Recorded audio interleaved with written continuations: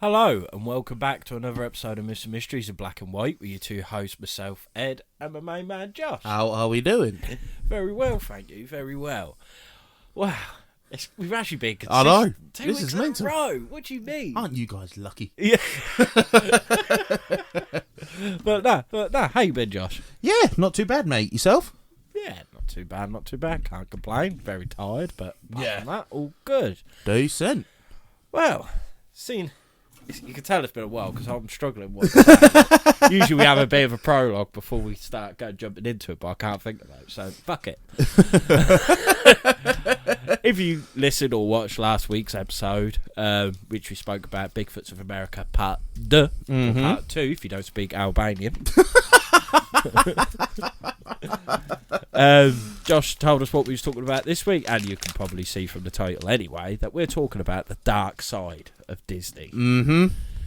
And there is some fucked up shit, you know. Yeah. There's some...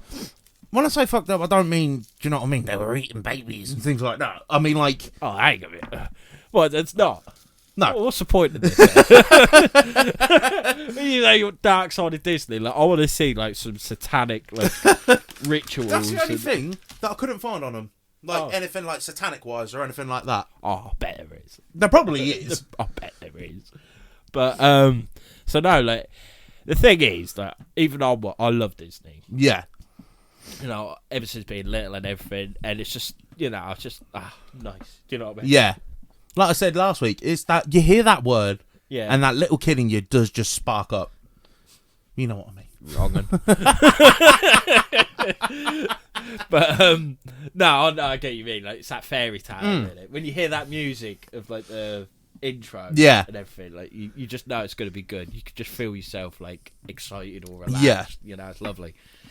But I mean, I've heard some rumours. I don't know how much of it's true about how messed up they are, but I believe you will be covering most of it anyway. Yeah, I mean, if I was to go on everything, I'd be here all day. But I've got some on Walt Disney himself, the Disney Channel, the park itself, and then a few other little things here and there. Right. Lovely. So, yeah. So, if you all are ready for this, get yourself relaxed, have something to eat, have something to drink, you know. God, I will go down a tree right now. Nice cup of tea. Exactly. Get yourself a nice cup of tea. Me and Josh have got nothing. Mm-hmm. Well, I've got a drink. I've got a bottle of water. Exactly. So, but yeah. And Josh. Mm-hmm. Let's get to this. Okie dokie. Well, obviously, we're talking right? Disney. There's only one place to start, and that is with Walt Disney himself. Walter. So, Walt Disney was born on the 5th of December, 1901, in Chicago, Illinois, to Irish immigrants. Mm-hmm. Walt was the youngest of 5 children, and from the age of 8, he was already a good drawer. Yeah. It was when he drew a picture of the village doctor's pet horse that he decided he wanted to become an artist. Well, we all know someone else who wanted to be an artist, and it didn't quite go out for him. And then World War II happened. We all know what happened there. But at least Walter in Austrian. No, that is true. Oh, you fuck. What'd you do? Drop my phone. All good. Now, sadly growing up, he was sometimes beaten by his father, who was quite abusive. And he was abusive to all his kids, but it was Walt mainly that got the brunt of it. Builds character. I'm joking. Oh, no, I'm going to get child services involved now. I think I'm going to start beating up Jack.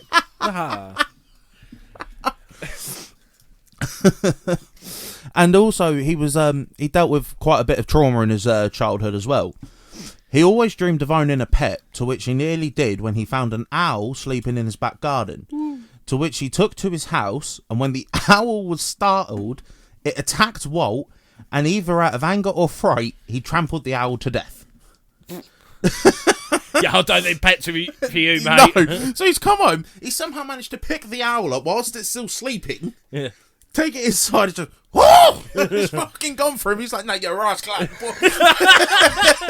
Right, so he's an Irish immigrant, but he took a tour in Jamaica on the way.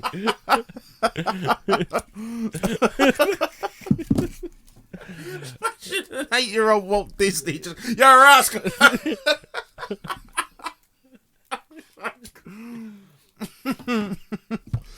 What other podcast offers that?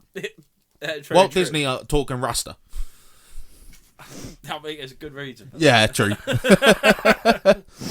Walt claims this is where his love of animals originated. What, kicking the fuck out of an owl? Yeah, that's what I thought. I was like, well, how'd you get to that stage then? It's like killed it. It's just his eyes look sad.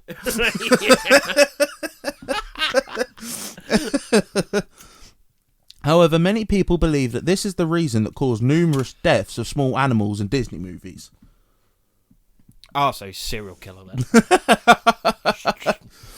Well, in 1928, Disney released an animated movie that featured a mouse by the name of Mortimer, who would later go on to be known as the iconic name Mickey Mouse. Mm-hmm.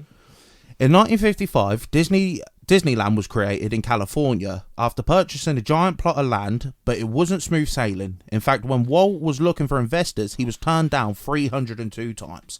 So it's the 303rd. Which, you'd be kicking yourself, wouldn't you, now? Yeah. You'd be thinking, I dropped the mother of all balls there. Yeah. Oh, yeah, because Disney own everything. They pretty much, they own the world. Yeah. However, despite the turnaways and setbacks, Disneyland thrived, and in the first 6 months of opening, it was already visited by over 1 million people. Now, 69 years later, it has a larger attendance than any other theme park in the world, and as of 2021, it had been visited 757 million times. That's the California one alone. Oh my goodness. I mean, I've never been to the California one. I went to Orlando. Well, funny you should say that. In 1971, the Walt Disney Resort in Florida was opened, covering 25,000 acres, housing over 77,000 employees with a payroll of over $3 billion. A couple of quid, isn't it? Yeah, better than a kick in the balls. Actually, just saying about the one in Florida, our thoughts do go out to them who are suffering that madness of a hurricane. Hurricane Milton. Yeah. But, yeah. Especially the ones like on the inland ones, because they got hit by two, didn't they? Yeah. Simultaneously in tornadoes and the lot. And I've seen like some of the images and that, and some people's lives are just destroyed. Oh yeah, it's good. They'll never get back to no. But at the same time, you can't get more Florida when you're seeing these houses flooding and then them going in, and what's in there? A fucking alligator. Yeah, I know. It's like, that is just Florida in a nutshell. Yeah. Have you seen about a story of this bloke who lived on his boat? They called him Desperate Lieutenant Dan. No. He said, "I'm not leaving." And apparently, he stayed on his boat throughout all the hurricanes. Go on, son. And he's okay. Of course he is. So, yeah, so it's just madness. Go on, son. Everyone's like evacuating, going mad. And he's like, I'm staying on the boat. A little bit of wind never hurt anybody. He thinks he's Captain Jack Sparrow now, doesn't he? But no, yeah, massive thoughts and prayers to everyone affected by that. Yeah. However, Disney is not as magical as many people perceive, with Walt Disney, the board, and many of the employees having a dark and horrible story following them. The secrets start all the way back to when Walt was a child, with his own birth certificate stating that he was 10 years older than he actually was. This caused Walt to have tensions with his parents, as he felt he didn't belong with them, and this was actually the inspiration behind the Disney movie Peter Pan. Oh yeah, because they're all 10, aren't they? Yeah. Walt Disney also suffered from OCD and was constantly suffering from severe breakdowns, which led to him developing a drinking habit. Upon finding success, Disney bought his parents a nice house, and one day the furnace in the house broke, and instead of hiring a professional, Walt sent some of his own employees to fix it. The inexperienced workers caused a gas leak, which led to the death of his mother. Fucking hell. So you'd feel guilty for that as a motherfucker. Yeah, 100%. Now, have you heard about? Well, it's not like a dark story, but like one of the true things about not true things, but the thing about Peter Pan. Oh, apparently they're all dead. They're already dead, yeah. And like that Peter Pan's an angel. Yeah, and takes them to Neverland, which is heaven. Yeah, pretty much.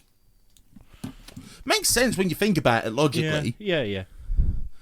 Now, one of the biggest rumours surrounding Walt Disney is that he is in fact a Nazi sympathiser. Yeah, I've heard a lot of that.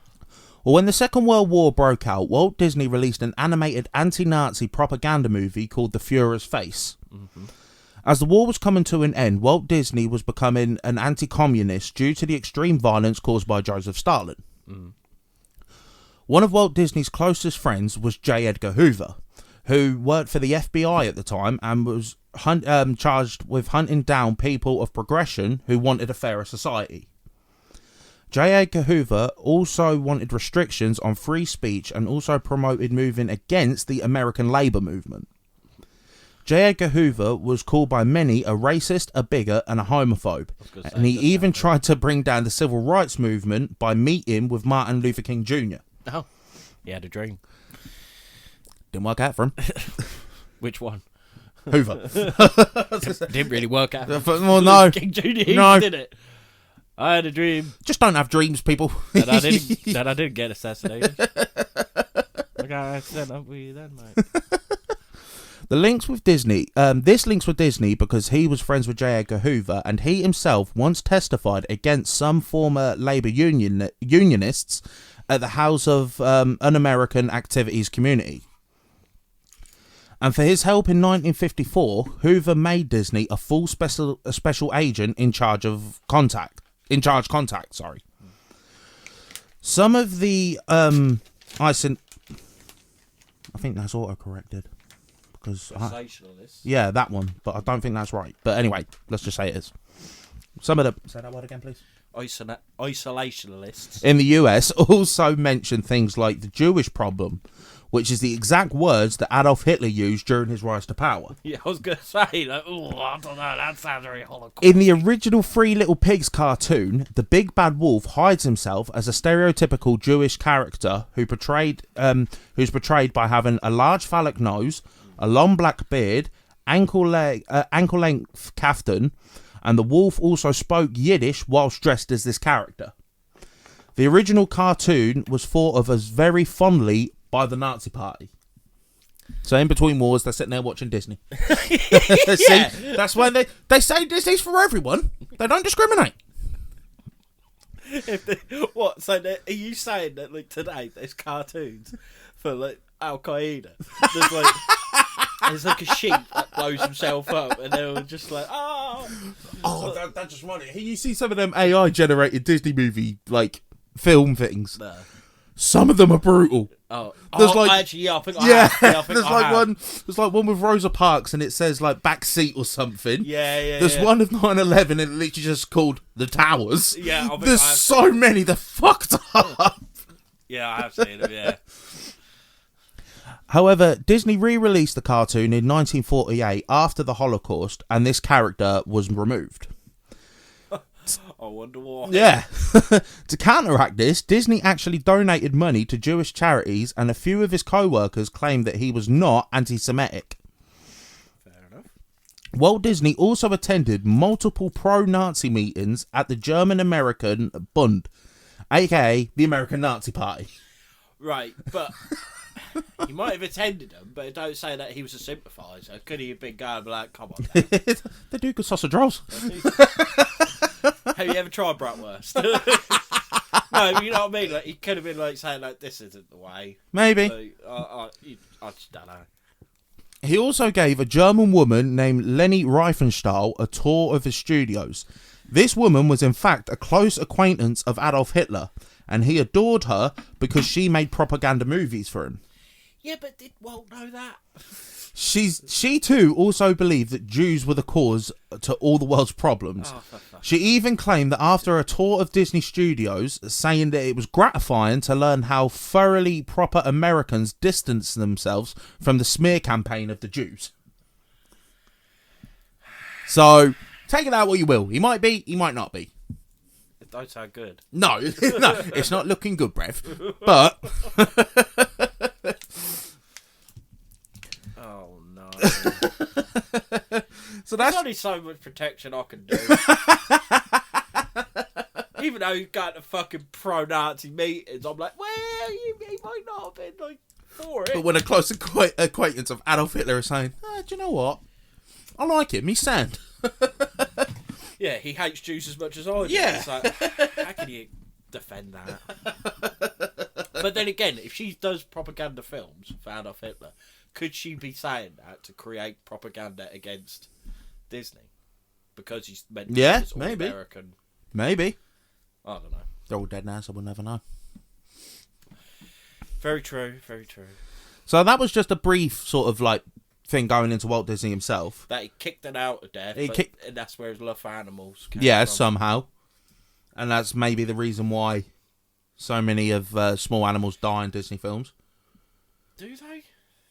I think in the older ones, I think like a few of them might. Maybe, yeah. I'd have to rewatch them, but I'm not rewatching every Disney film just to find out if a little animal dies. That's true. I remember I cried at Oliver and Company because I thought the little ginger kitten died. Like Oliver, I thought he died, and I was very sad about that. I was 22 at the time. So obviously, like I mentioned, he built the biggest attraction of all time, which is the Disney parks. Yeah. So I'll go on to them next. Disney is always thought of as a place of magic and wonder, but the theme parks also have a dark side, as throughout the years there have been reports of ghosts, hauntings, deaths, and many other incidents. Yeah, but he can't help that. Well, no. And as well, like you say, he went to the dark side, but he did buy out Star Wars. Jesus fucking Christ! So this is one place my headphones don't work sometimes. Fuck a duck. I think Disney did, that's why. That's where we got Donald Duck. I thought Donald Duck can't speak properly. What's it got throat fucked? Yeah. He might have. Yeah, but tell me this. How come he can't speak, but Daisy can? He's just got a lisp, hasn't he? A lisp? I've had friends who have got lisps and had lisps. That's taking the piss. I've never known someone who's got a lisp thinking their biggest hero is Donald Duck. He speaks for all of us. No, he can't though, can he? He literally can't talk. I don't know what the fuck that was, but... Oh, dear. Now, some of these are just pure accidents, but I did feel like I couldn't leave them out, just because it sort of goes with the episode. On July 8th, 1974, an incident occurred when the American Sings Ride, an 18-year-old employee called Deborah Gale Stone lost her life at this attraction only 9 days after it was opened. Deborah worked as a hostess and was to welcome every new crowd while they sat in the theatre before the show.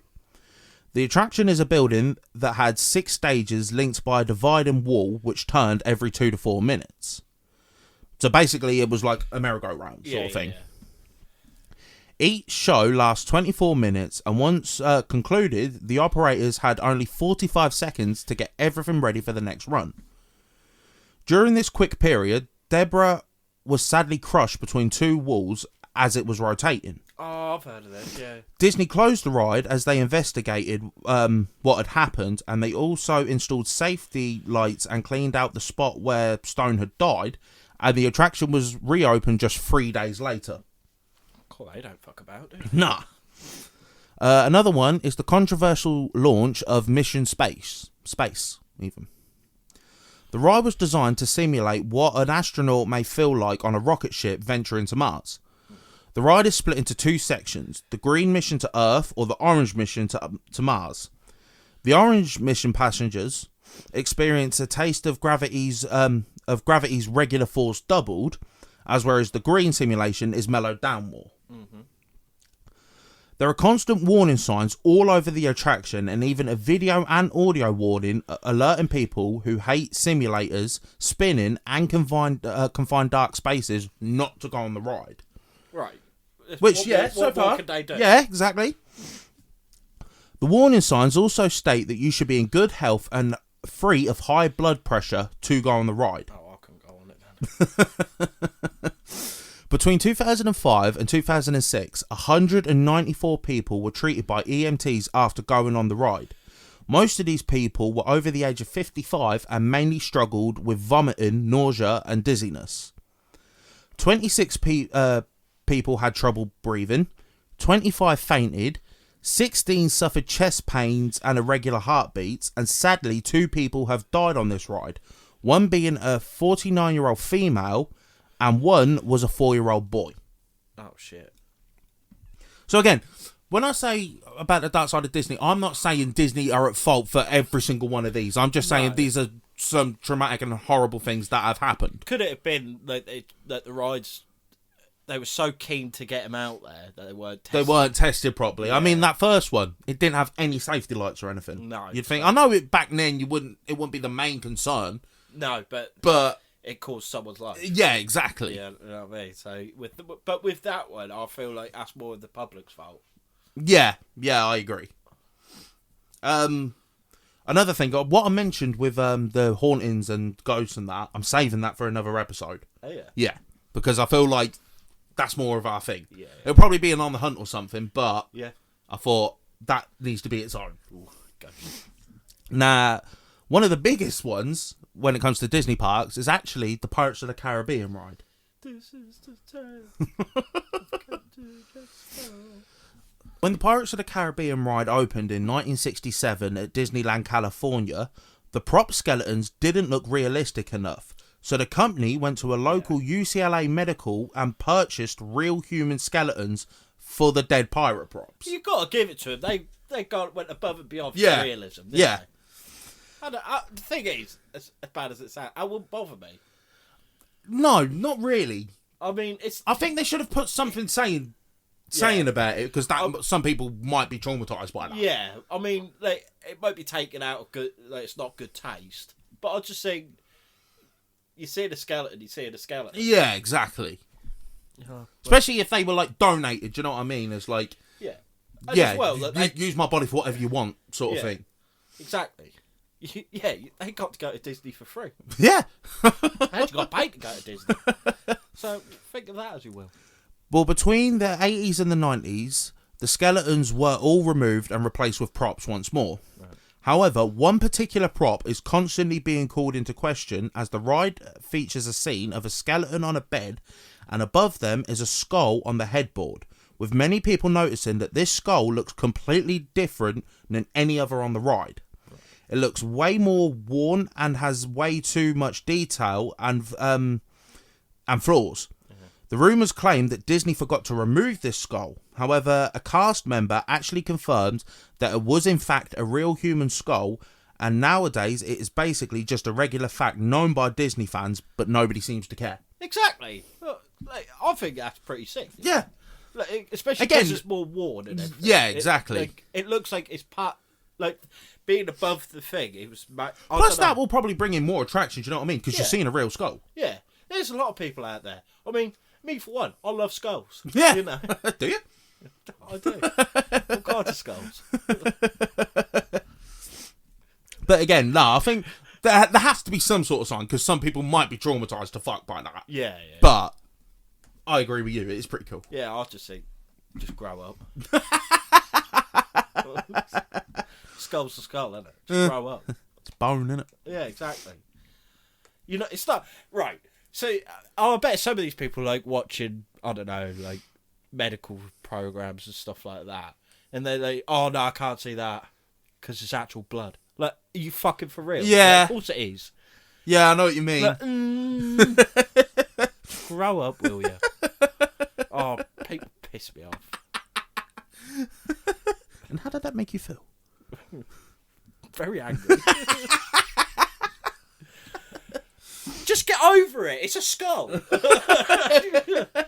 It's not like it's not like I understand if someone. it was a full-on severed head. Well, yeah. or if Disney actually killed someone to get the skull, no, they just bought it. And what? People buy taxidermied animals. You're gonna fucking do them and all. People have literal deer heads on their walls. And they're saying, no, I can't do that. That's wrong.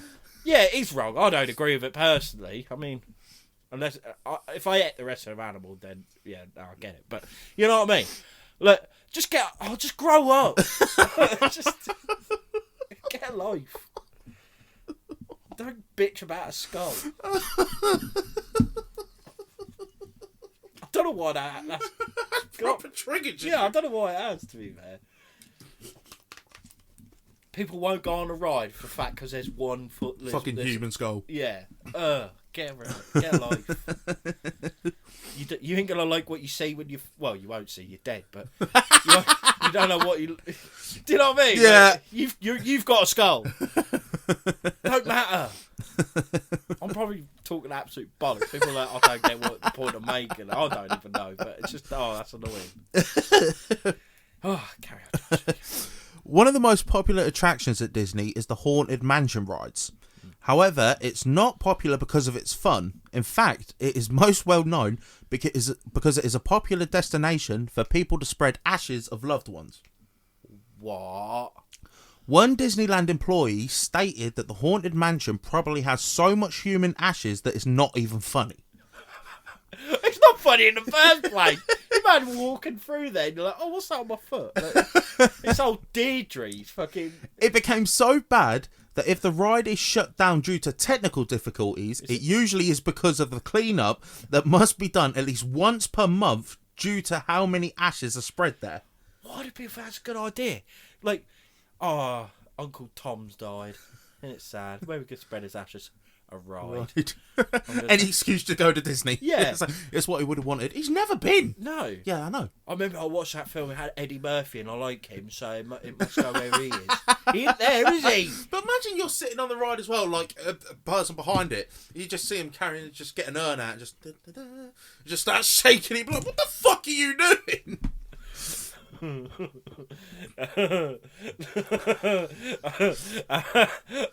have to tell you later. That reminds me of a story about someone with an urn. Oh. I think you know. That was so funny. Just the howling. Oh, that was incredible. Yeah, but current and former employees at Disney parks say identifying and vacuuming up human ashes is a signature and secret part of working at the happiest place on earth. I'll just treat it as dust. Just get Henry Hoover out. But imagine that though. Once a month you're like, right, you're on ash duty. Oh, for fuck's sake. Keeps clogging up me Dyson. Yeah. What goes through people's heads? Oh, some cunt left their dentures in this one. I don't get what people think. Like, why would you want to go spread your relation's ashes at a theme a park ride? full of loads of kids as well? It's like, yeah, this is a dead body, children. Yeah. Oh, yeah. That's where they got the skull from. Yeah, then burn up enough. What are we going to do with it? I've got no idea. Yeah. They'll have Pirates of the Caribbean roll, put him there. Okay, now. So next I'll talk about is the Disney Channel. Now, alright, yeah, to be fair, there's some fucked up shit. Yeah. The channel launched in 1983 and quickly became a top premium channel for basic cable TV. It is also responsible for creating some of the world's biggest stars, such as Miley Cyrus, Demi Lovato, Selena Gomez, the Jonas Brothers, Olivia Rodrigo, Zendaya, and Sabrina Carpenter. Just to name a few. Now What a song.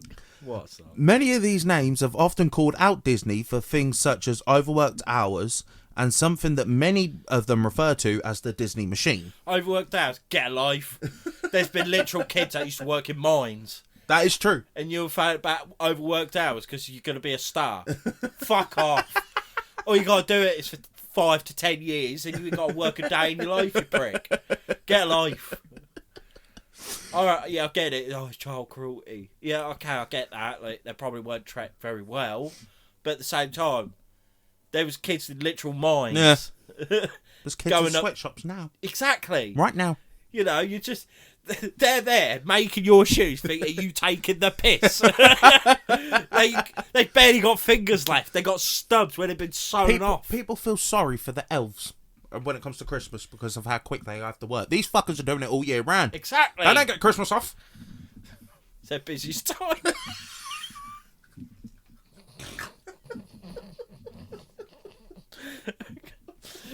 thing. Is it tragically is? Yeah, I know. That's the thing.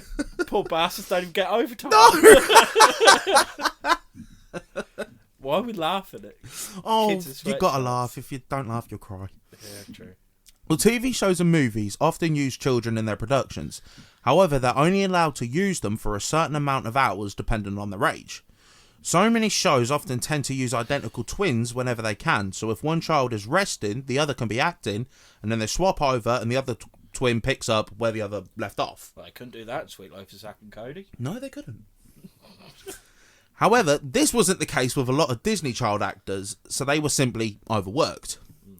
Former Disney child actress Alison Stoner, who features in That's So Raven, Sweet Life of Zack and Cody, and Camp Rock, made a video It's that fucking scene in Camp Rock. Do you know what? I've never actually seen You've it. never seen it? I've never seen it. Oh, it's so cringy. It's fucking brilliant. It's a bit, she's like on a keyboard and just going, and they're like, she's really good. And it's actually crap. It's shite. And they're kind of, and they're all like going for it. And I'm like, oh, no, that is horrific. That's one thing I've noticed, because obviously we all grew up on them. We loved them. Yeah. What? Thinking of them back now, they weren't half cringy as anything. Oh, mate, it's disgusting. They were so bad. It's disgusting. But no, every time I think of that oh man, that makes crease up because it's so bad. That's funny. Well, she also described this act as the toddler to train wreck pipeline. Many more stars have also stated that this kind of behaviour for urging kids... wait, what? What? Urging kids. Yeah. Many stars have also stated this kind of behaviour before, urging kids to wait until they're older, and some of the stars even wanting to retire by the time they reached 18 years old. Many of the stars have also referred to something that they called the Disney Machine, which originated all the way back in 1996 with the Mickey Mouse Club. Yeah, but look at some of the people that come out of it. Oh, yeah. Like Ryan Gosling. Yeah. Britney Spears. Yeah. Christina Aguilera, Yeah. I want to say. Elijah Wood. Yeah. I think he was part of it, weren't he? I'm trying to think who else there. I was on a roll there. You was? Yeah. Well, those are the names that always stick out for me. Well, this show had 14 seasons and 360 episodes. However, the later seasons, 4 people would appear on the show who would soon become global megastars. You name 3 of them. Oh. Britney Spears, Christina Aguilera, Ryan Gosling, and Justin Timberlake. Oh, yeah. 3 of these stars went on to become huge music stars, to which Disney didn't earn any rights to their music whatsoever. Oh, Gosling didn't. No, exactly. It just became... Yeah, exactly. So 3 of them did. Timberlake, Aguilera, and Spears. I thought you said all of them. What to say? I don't remember him. Barbie. Yeah. He did become a music He became star. a music star, see? This made Disney feel like they seriously dropped the ball because they missed out on a huge opportunity. This forced Disney to make sure that this never happens again. And it started in 2001 with Hilary Duff, best known for playing Lizzie McGuire. After the show's success, Disney tried to brand Hilary and make her into a Britney 2.0. Yeah. After Disney released Hilary Duff's first album in 2002, which reached gold, they created the Lizzie McGuire movie and released a second album, which reached 2 times platinum. Fucking hell. Fair play. Hilary Duff shortly left Disney afterwards to focus on her own career, as she didn't like this Britney Spears vibe that was being forced onto her. Fair. She wanted to be her own person. It quickly became apparent that the Disney machine consists of a TV show, film, album, TV show, film, album. And they would keep going like this until the stars either quit or Disney fired them because they were no longer making money off them. Right. As they continued to do this with, and they continued to do this with big stars from 2003 all the way to 2019. Mm-hmm. In 2003, they tried it with Raven Simone. Yeah. 2005, they tried it with Sweet Life of Zack and Cody. What a banger. 2006, High School Musical and Hannah Montana. Yeah.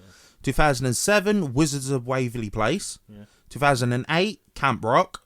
2009, The Jonas Brothers. 2010, Camp Rock 2.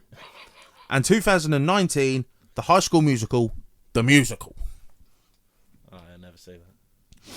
All of these shows were important to the Disney machine as they all introduced Disney stars that would be the main focus in the next big Disney project, all whilst earning Disney millions through overworking and owning fucking hell, Josh, their entire rights. Well, the thing is, right? Were they really? They probably were like overworked. Like, I think it was there's like a legal time limit for their age. Right. So technically, even if they go an hour over, they're overworked. Probably weren't as dramatic as they're making it out, but well, it might have been. I don't know.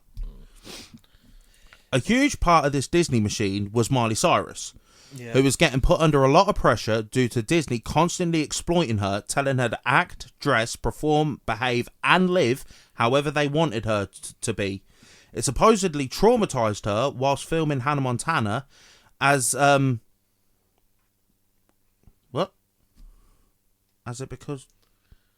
became apparent that the show was starting to copy her real life, where if she dressed as Hannah Montana, people in the press would go insane for her, but if she was dressed as Miley Cyrus, nobody cared. No, well, the whole premise of the show was so that would happen. Exactly. But this basically was being drilled into her as a child that being yourself is simply not good enough. Okay. This caused Miley Cyrus to quit Disney, and this is the cause of her rebellious stage. Yeah. So all that time when she went fucking doolally, supposedly it was because of this. Yeah, we all remember that, don't we? Exactly. Another one of its stars is Demi Lovato, who was seriously psychologically affected by her Disney career. After she had left Disney after finishing recording her final scenes of her show, when it was finally aired, she was angered to discover that some of the scenes that had been filmed, such as one with an actress playing some kind of top-end model, says to another person, "You know, I could just eat you guys up. That's if I ate." Referring to people that suffer from eating disorders to obtain the perfect figure. This, however, was supposedly the exact reason Demi Lovato left Disney in the first place, due to pressures of her having an eating disorder. Oh, Jesus. It's also reported that Demi Lovato supposedly was taken advantage of by another co-worker, to which Disney supposedly done nothing about it. Right. Okay. Yeah, alright then. That's fucked up. Another star was Raven-Symoné, who stated that Disney wanted her to be this perfect Disney role model because Disney controlled her entire life apart from her food, which led to her having an eating disorder. And when her group, the Cheetah Girls, went on tour, Disney stated that Raven would not be allowed on the tour because she was too big. Yeah. The thing is, I remember, because, I mean, like I say, I was a Disney kid. Yeah. I remember seeing, like, the first Cheetah Girls. Hello, yeah, she looked like how she did in That's So Raven. Yeah. The early seasons. Then in Cheetah Girls 2, she did, like... She did beef up. Yeah. You know, I'm not trying to be a cunt. No, but it's the truth. She became like a bigger girl. Yeah. And I was a bit like, fucking hell. Like, but at the same time, for Disney to go, "No, you're too fat, you ain't fucking going." Yeah, no, that's harsh. That's sad.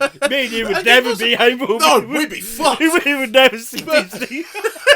But the beauty. It's like, can we go on Disney tour? Absolutely fucking not. Yeah, you imagine, like, we got a show coming out, and then they look at us going, "No, you fucking didn't." Go for a run, you fat fucks. Just eat good, okay? But again, they're saying this to a child as yeah, well. No, that's fucked. It's fucked up. Yeah, that's messed up, mate. That is proper messed up. The thing is, as well, all these child stars, where are the parents? Yeah. Oh, that's one thing I forgot to mention, actually, that I didn't write down. It makes sense, but basically the contracts, obviously, these kids were earning thousands upon thousands. Yeah. A lot of them, I think 85% of their contract went to the parents, right. Which, again, makes sense because you're not going to give a 13-year-old fucking 100 grand. No. They'll spend that on God knows what. Imagine that, though. So many of the parents didn't even give the kids anything. Oh. Like, because you'd think 85%, you'd think, all right, I'll keep 50 for myself, 50%, and I'll put the rest, or not even that, do you know what I mean? 20, 30, whatever. I'll put it into like a trust fund. But then yeah, exactly. They didn't even do that. Oh, right, so who's really at fault here? Yeah. That's what I mean. So the parents are no better either. Disney's a business. Yeah.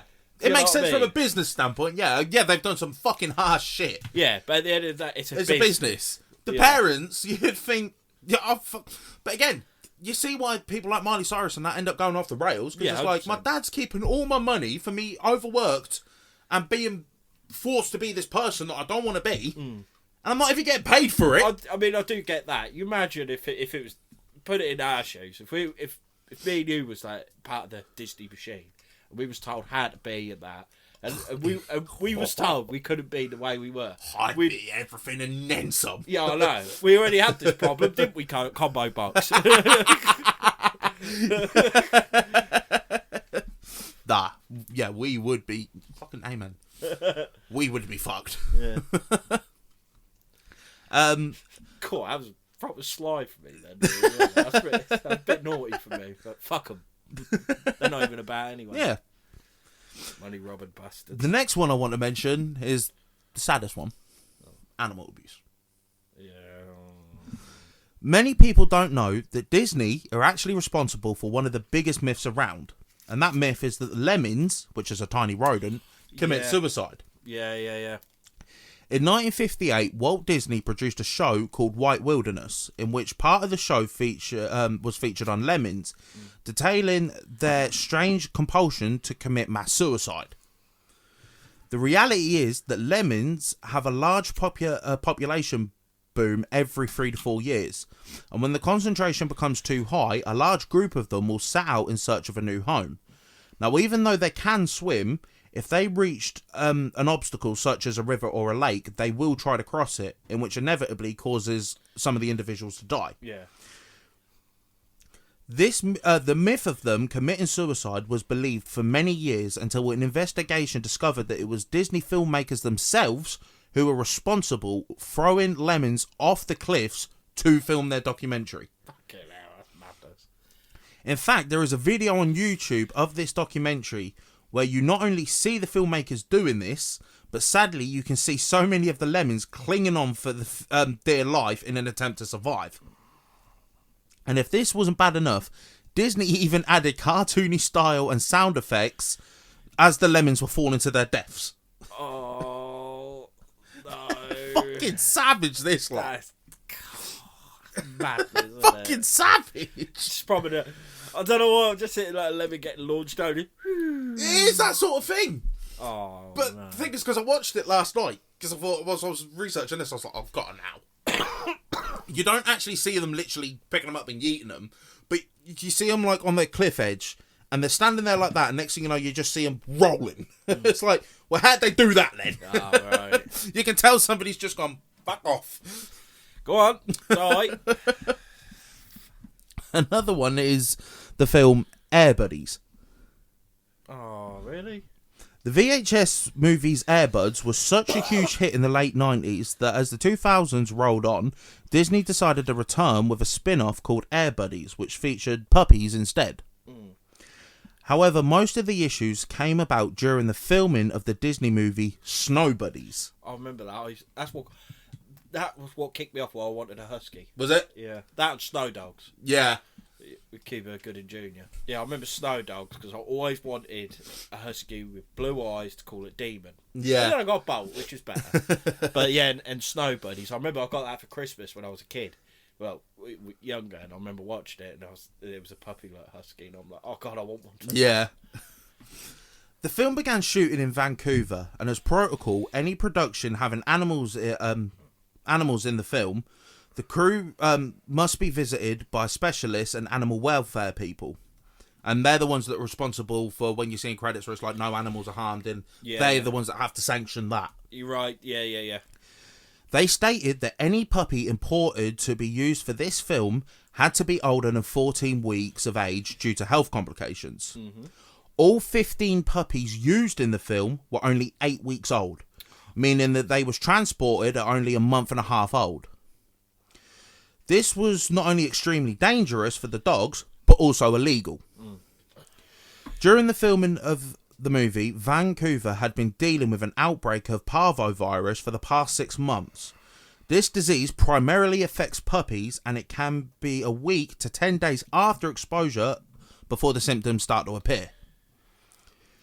And the most severe cases were in dogs under 12 weeks old, to which all 30 of the dogs on set were. Without treatment, the mortality rate with this virus can reach 91%. Thankfully, there is a vaccine for this virus to which the puppies were all vaccinated for. However, it takes 2 weeks for the vaccine to become effective.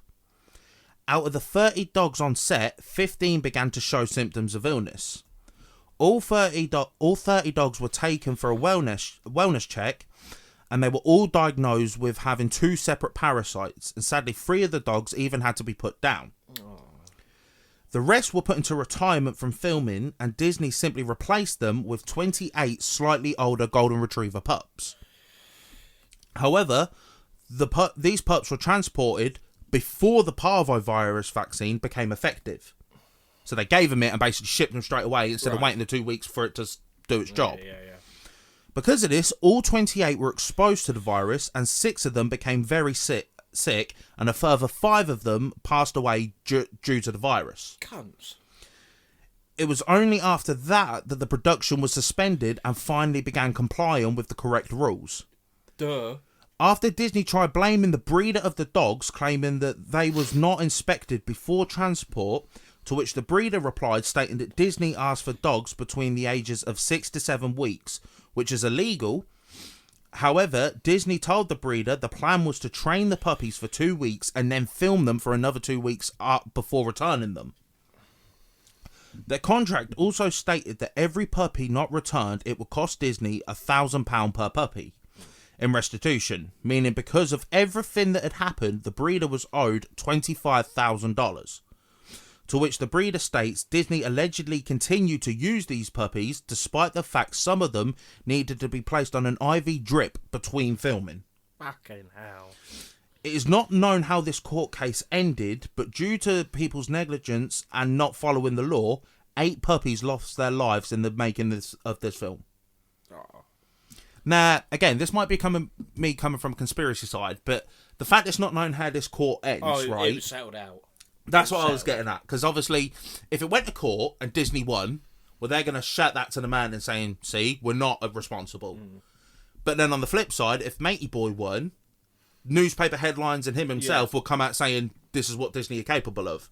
So the fact it's not known makes me think out-of-court settlement. Yeah, 100%. Which is basically saying, yeah, we did it, just keep your fucking mouth shut. Yeah, 100%. 100%. So... yeah, I'll put my final quid on. Yeah, exactly. And then one last thing that I want to mention, which I'm not going to go into details about, but since 2006, 35 Disney employees have also been arrested and accused of child sex crimes, with 32 of them being convicted. Thing is, again, that's not Disney's fault itself. No, but there should be protocols. Yeah, exactly. They should, like extensive like background checks and everything like that. Especially you're working with children. You're literally giving them a breeding ground. Yeah, do you know what I mean? 100%. But yeah, we won't go too much into that. But no, that was the dark side of Disney. And like I said, Disney are not at fault for every single one of these. No. But they could obviously have been handled a lot better. Yeah, some could be handled a lot better, and as well because, well, like I said at the beginning, when you think of Disney, you think of magical, you think of happy. This just shows it ain't all fucking sunshine and roses. Or yeah, that one. Do you know what I mean? And this is the same with every company, not just Disney specifically. This is the same with every company out there. There's going to be fucked up shit like this.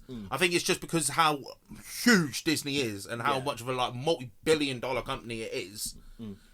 It's why this one is the biggest out of them all, sort of thing. Yeah. But no, it's a bit fucked. Look, so it might have been from a bad play, like a bit bad taste. Me saying like how kids were overworked and that. Like, I don't mean that. Like kids shouldn't work at all. Well, no, not really. Not really. But like, I don't know. I know you're getting that now. Yeah. Like we said, we always try and make light as much as we can. Yeah.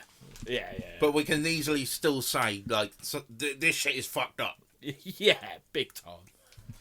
And the fact is, as well, I know, again, this because it's such a large company, but the fact that almost every single fucking part of that company has got issues. Do you know what I mean? Yeah. Or shit that's gone down. But no, the animal one specifically, that was just fucked. Yeah, no, that was wrong. The poor limb. Because also, I remember seeing something about like how Disney are really racist that because of the film Fantasia. Yeah. There's a bit in it with like they got the horses, like they're lovely, they're big, white, and the slaves, Yeah, were little black donkeys. Yeah. There's also a racist film that they brought out. So, what is it called? It was a real old, like Mary Poppins style film. Yeah. What was it fucking called? Oh, Tom Sawyer, wasn't it? Yeah. Yeah. And it was like sort of like saying like how glamorous slavery was and that, and they were working on like farms and shit. Yeah, I remember what the fuck was it called? Hang on, I'll investigate. But yeah, because that's the only film that's a Disney film that's not on Disney Plus for obvious reasons. Oh, what the fuck? Song of the South. That's it. It's a 1946 film. Yeah, no, that was bad. That was fucking savage. Yeah, it's a 1946 American live-action animated musical comedy drama film directed by Howard Foster and Wilfred Jackson, produced by Walt Disney and released by RKO Radio Pictures. It is based on Uncle Remus stories as adapted by Joel Chandler Harris and stars James Baskett in his final film role and features the voices of Johnny Lee, Baskett and Nick Stewart. The film takes place in the US state of Georgia during the Reconstruction era, a period of American history after the end of the American Civil War and the abolition of slavery. The story follows 7-year-old Johnny, who is visiting his grandmother's, Lucille Watts's plantation for an extended stay. Johnny befriends Uncle Remus, an elderly worker on the plantation, and takes joy in hearing his story about the adventures of Br'er Rabbit, Br'er Fox, and Br'er Bear. Johnny learns from the stories how to cope with the challenges he's experiencing while living on the plantation. Yeah, because they're fucking working the next thing, like they're doing singing and dancing and shit. Yeah. Brother, come on. Yeah, so they didn't do very well. So you can see with shit like that, and then with like some of this Nazi storyline and that, white people do reckon Walt Disney was a piece of shit. Yeah, a lot of people come out and said that he just won't take. He's one of them who won't take no for a no. Yeah, shit like that. But I don't know. But then again, they done. I mean, this is probably after Walt Disney died. But then they done films like Remember the Titans, which is an incredible film. It's got Denzel Washington in, and it's about like in the 60s. Yes. Yeah, but when they started bringing in like interracial football teams and stuff like that, and the whole the stigma. Yeah, exactly. That's a really good film. Got a young Ryan Hurst in it. Does it? Yeah. Who's he play? He plays the one who has the car accident. Is that him? Yeah. Fucking hell. Mind you, I say that, it's the same as Saving Private Ryan. Yeah. You would not know that's him unless you found out. Do you know what I mean? Exactly. You wouldn't look at him and think that's Ryan Hurst. Yeah. But no, it's the bit in that film when after he's had his accident and he's lying in the hospital bed and his friend turns up, the black one. Yeah. I can't think of his name. And the nurse like you can't be here. And he's just, can't you tell? We're brothers. Yeah. You know, he was just saying, he was like, it's clear. Yeah. Like, you know, it's just like, fuck status quo. Yeah. But no, again, like I said, it's just every company's going to be like this. Oh, God, yeah. Fucking Nickelodeon's like this. I'd say Nickelodeon are fucking worse. Do you know what I mean? With I think it's just because how huge Disney is. Yeah. Compared to Nickelodeon and that. Yeah. Yeah. That's why they get the most attention. Yeah. All we got to say is Dan Schneider. Yeah. Which is such a shame. Because he made some bangers. Like Drake and Josh. Drake and Josh. Keenan and Kel. Yeah. Good Burger. Yeah. I love that film. But I can't watch it again because the fat cunt is a fucking nonce. Fuck's sake. I know, it's fucking ridiculous. It all really came about with that Victorious. And that's when shit started coming out. Yeah. Yeah, he's a run boy. And the Amanda Show. I used to love that show. Yeah. I used to love Yeah.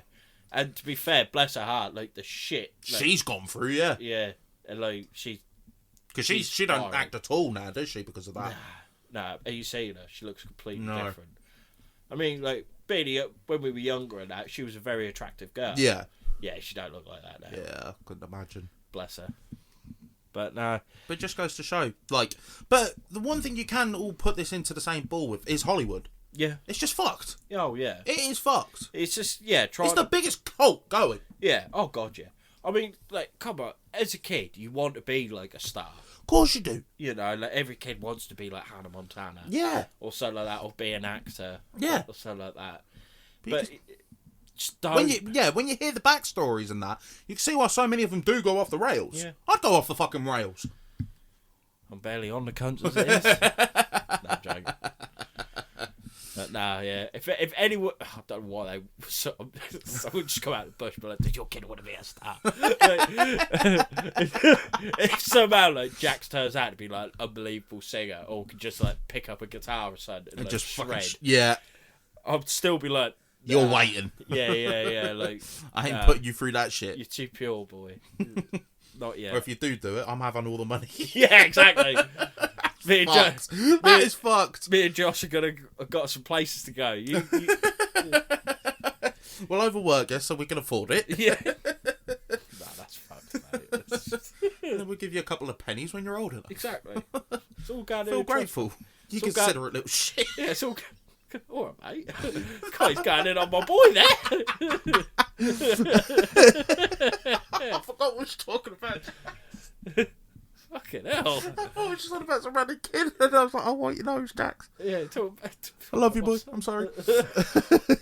Oh, you love him now, do you? Alright, I fucking hate him. What do you want from me?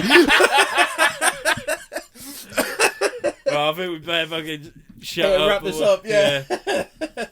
So, Ed, what are we doing next week? Well, next week, do we carry on? Might as well. Do we carry on? Yeah, might as well. So it's going to be Bigfoots of America Part 3. So, yeah, I think there's another part after, maybe 2, I don't know. Yeah. You know. But otherwise, if I find something else that I'd rather talk about, I'll do that. Yeah. But, well, this. Oh, no, yeah. So, yeah, this is going to be Bigfoots of America Part 3. And in this one, we will talk about... Thank you.